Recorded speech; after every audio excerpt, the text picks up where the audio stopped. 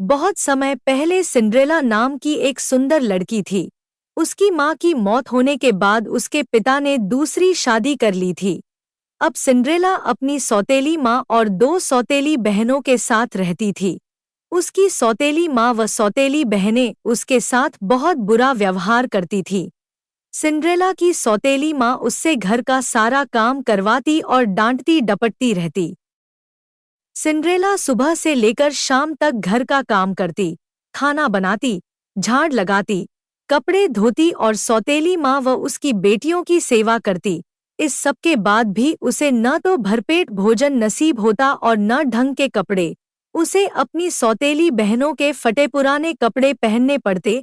सौतेली माँ और उसकी बेटियां तो बड़े ठाट बाट से रहती और उस बेचारी को रसोई घर में सोना पड़ता।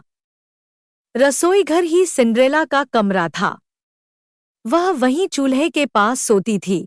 एक दिन सिंड्रेला की सौतेली माँ अपनी बेटियों के लिए नए खूबसूरत गाउन लेकर आई। सिंड्रेला ने गाउन देखे तो उसका मन भी ललचा गया, पर उसमें इतनी हिम्मत न थी कि वह सौतेली माँ से कुछ कहे। उसे सौतेली माँ और सौतेली ने बहनों की बातचीत से पता चला कि राजमहल में राजकुमार ने एक उत्सव का आयोजन किया है, जिसमें सभी को बुलाया गया है। सिंड्रेला भी राजमहल जाना चाहती थी, लेकिन उसके पास वहां जाने के लिए ढंग के कपड़े नहीं थे।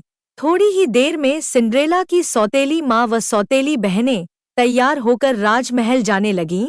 जाते जाते सौतेली माँ बोली, सिंड्रेला, घर का ध्यान रखना और अपनी बहनों का बिस्तर आदि लगा देना और हाँ, सारा काम ध्यानपूर्वक करना, वरना तेरी खैर नहीं।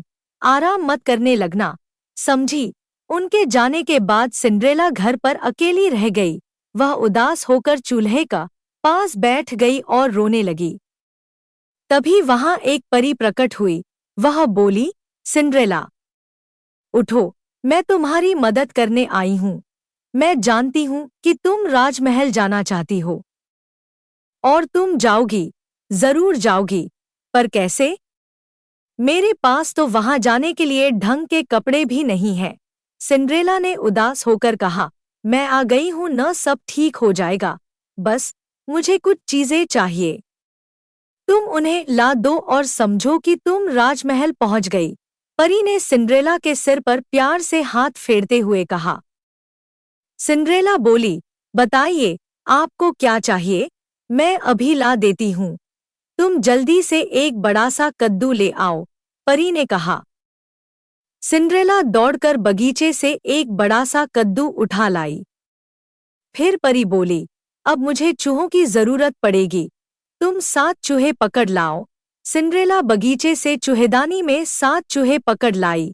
परी खुश होकर बोली, ये हुई ना बात, अब देखो मेरा जादू। यह कहकर परी ने अपनी जादुई छड़ी घुमाई और कद्दू रथ में व 6 चूहे घोड़ों में बदल गए। 7वां चूहा कोचवान बन गया। सिंड्रेला के कपड़े भी एकदम नए व भव्य हो गए। वह नए कपड़ों में किसी राजकुमारी से कम नहीं लग रही थी। यह देखकर सिंड्रेला की आंखें फटी की फटी रह गईं। उसे अपनी आंखों पर विश्वास ही नहीं हो रहा था। सिंड्रेला की मनोदशा भांपते हुए परी बोली, अरे, अब जल्दी करो, ऐसे क्यों खड़ी हो? चलो, जल्दी से रथ में बैठो। सिंड्रेला तुरंत रथ में जा बैठी। उसने परी का शुक्रिया अदा किया और उससे विदा चाही। परी ने सिंड्रेला को विदा करते हुए कहा, सिंड्रेला, जाओ और उत्सव का आनंद लो, लेकिन हाँ, एक बात का ध्यान रखना कि 12 बजे से पहले लौट आना, क्योंकि 12 बजते ही तुम रथ, घोड़े और कोचवान सब असली रूप में आ जाओगे। जी, मैं आपकी कही बात का ध्यान रखूंगी। और सिंड्रेला राजमहल की ओर चल पड़ी। राजमहल के द्वार पर जब उसका भव्य रथ रुका तो वह तेजी से उत्सव वाले कमरे की ओर बढ़ चली। जब उसने उत्सव वाले कमरे में प्रवेश किया तो वहां उपस्थित सभी लोगों की नजरें उस पर ठहर गईं। सब उसकी सुंदरता देखकर विस्मित रह गए। सभी आपस में उसके बारे में बात करने लगे। यहाँ तक कि उसकी सौतेली माँ और सौतेली बहनें भी उसे नहीं पहचान सकीं। जब राजकुमार ने सिंड्रेला को देखा तो वह उसकी सुंदरता पर लट्टू हो गया। वह उसके पास आया और उसके सामने नृत्य करने का प्रस्ताव रखा। सिंड्रेला ने हामी भर दी और वह राजकुमार के साथ नृत्य करने लगी। सिंड्रेला को राजकुमार के साथ नृत्य करता देख सारी लड़कियां उससे जल भुन गईं। राजकुमार ने सिंड्रेला से पूछा, हे सुंदरी, तुम कौन हो और कहाँ से आई हो? सिंड्रेला ने बात टालते हुए कहा, राजकुमार, इससे क्या फर्क पड़ता है कि मैं कौन हूँ? अभी तो बस उत्सव का आनंद लेने का समय है, और वैसे भी आप मुझे दोबारा नहीं मिल पाएंगे, लेकिन मुझे भरोसा है कि हम दोबारा जरूर मिलेंगे, राजकुमार ने कहा।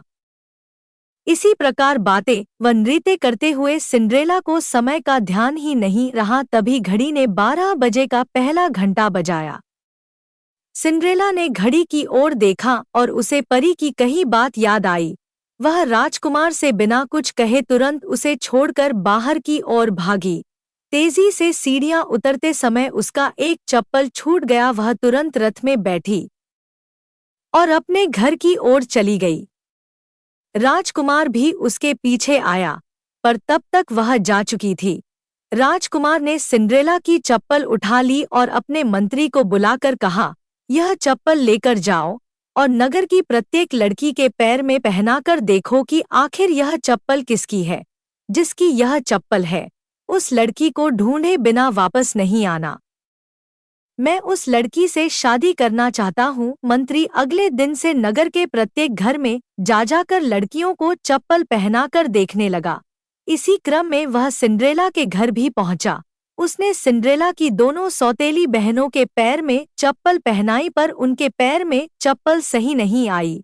तब उसने पास खड़ी सिंड्रेला से कहा, आओ, आजमा लो, शायद तुम्हारे पैर में यह चप्पल आ जाए। तुम भी अपना भाग्य। सिंड्रेला ने चप्पल पहनी तो उसके पैर में एकदम सही आई। मंत्री चकित रह गया। यह देखकर उसकी सौतेली माँ बोली, अरे, ये लड़की तो राजकुमार के लायक ही नहीं है।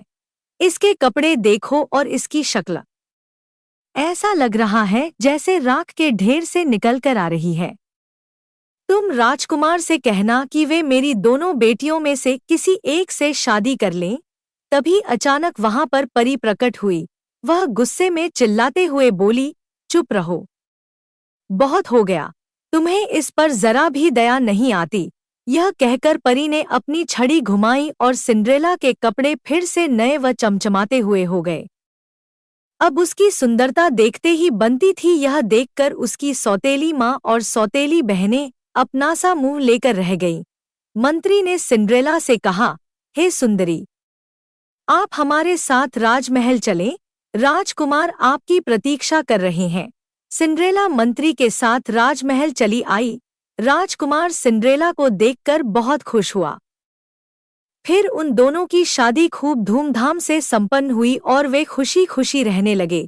यह थी आज की कहानी। कवारी कहानियां से अगर कहानी दिल को छू गई हो तो लाइक, शेयर और सब्सक्राइब करना मत भूलिएगा।